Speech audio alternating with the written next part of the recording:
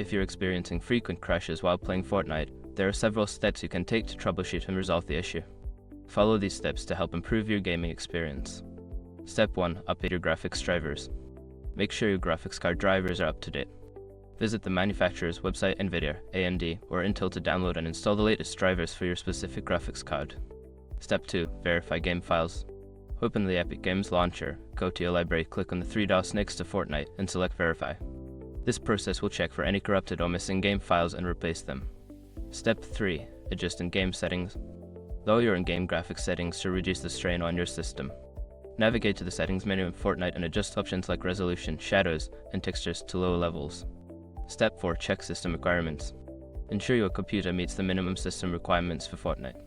If your hardware is outdated, consider upgrading components like RAM or your graphics card.